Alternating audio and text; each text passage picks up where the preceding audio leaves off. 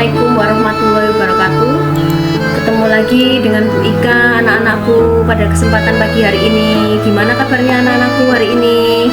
Bu Ika akan menerangkan mengenai potensi ekonomi lingkungan pada modul 2 kelas 7 semester ganjil ini. Tujuan dari pembelajaran kali ini adalah Bu Ika ingin kalian mampu menjelaskan sumber daya alam yang ada di sekitar, kemudian menjelaskan potensi sumber daya alam yang bernilai ekonomi. Definisi dari sumber daya alam merupakan seluruh potensi sumber daya alam yang berada di bumi, baik berupa benda mati maupun makhluk hidup. Contohnya adalah air, tumbuhan, dan gunung. Pengelompokan sumber daya alam dibagi menjadi 3, yaitu sumber daya alam berdasarkan sifat, sumber daya alam berdasarkan jenis, dan yang terakhir adalah sumber daya alam berdasarkan habitat.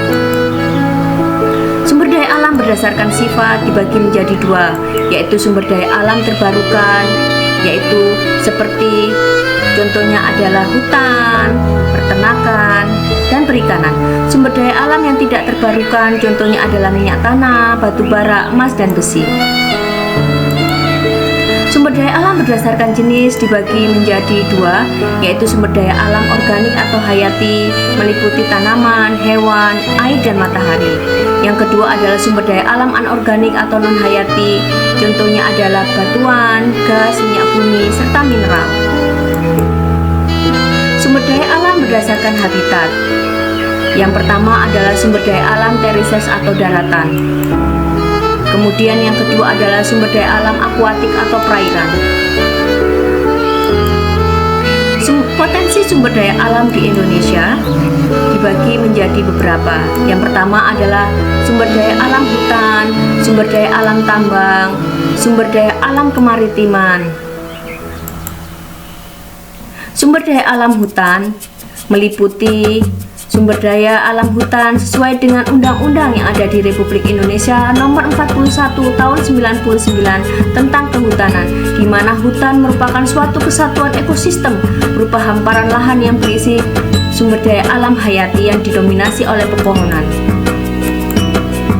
Kemudian jenis hutan.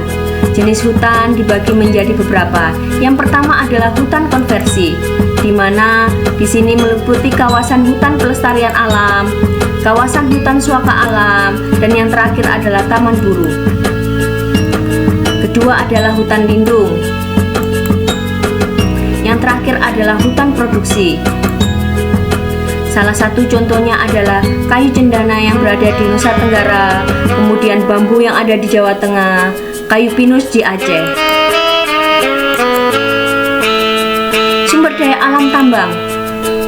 Menurut Badan Pusat Statistik Indonesia, tambang adalah suatu kegiatan pengambilan endapan bahan galian berharga dan bernilai ekonomis di dalam kulit bumi. Penggolongan sumber daya alam bahan tambang. Menurut Undang-Undang Nomor 11 Tahun 67 tentang ketentuan pokok pertambangan galian dibagi menjadi 3. Yang pertama, bahan galian golongan A, bahan galian golongan B, dan terakhir adalah bahan galian golongan C. Persebaran sumber daya bahan tambang di Indonesia seperti nikel, mangan, belerang, emas, dan lain sebagainya. Sumber daya alam kemaritiman.